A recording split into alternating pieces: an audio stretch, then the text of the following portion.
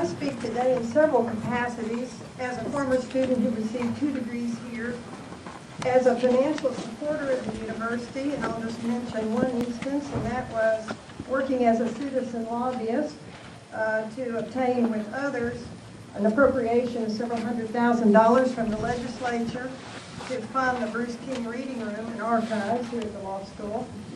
But most importantly, I speak as a former public servant in my capacity as the Cabinet Secretary of Finance for the state of New Mexico. In that capacity, I had to deal with setting priorities for the state, identifying new sources of revenue to fund those priorities, and keeping the public informed at every stage of the process. So I do fully appreciate the challenges that you face. I think it's already been mentioned, so I'll cut to the chase, but it has been disquieting to me the way in which this project has been handled, quietly behind the scenes, almost as not to attract public attention. But since that's already been mentioned, I won't go through all the specifics, other than to say that my concern is the autocratic way in which the public business has been conducted like a private business.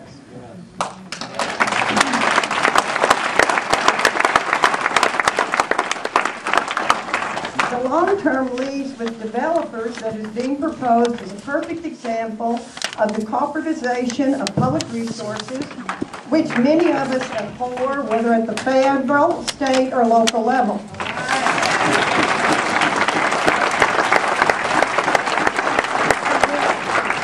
President Schmidly, with all due respect, New Mexico is not like Texas or Oklahoma. Right.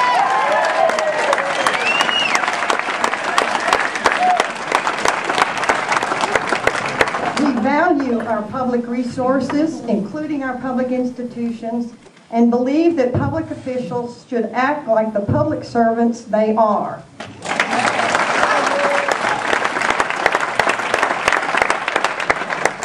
It is difficult to believe that any public servant would exchange a priceless resource and the loss of the public trust for $2 million in annual revenues.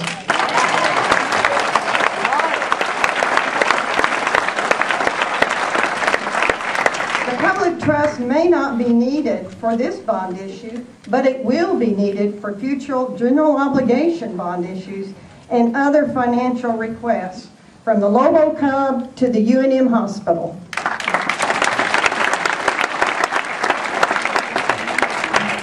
Many of us here today regard ourselves as a university resource, whether as faculty, staff, students, alumni, or financial supporters.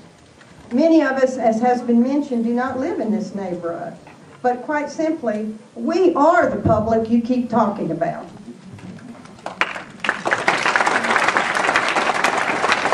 The commission you have proposed to involve the public in the planning of this project is a good one, so long as it is not used to make the public complicit in destroying the university's most treasured asset, but rather to utilize their insight and knowledge to identify other sites among the many owned by the university for this project.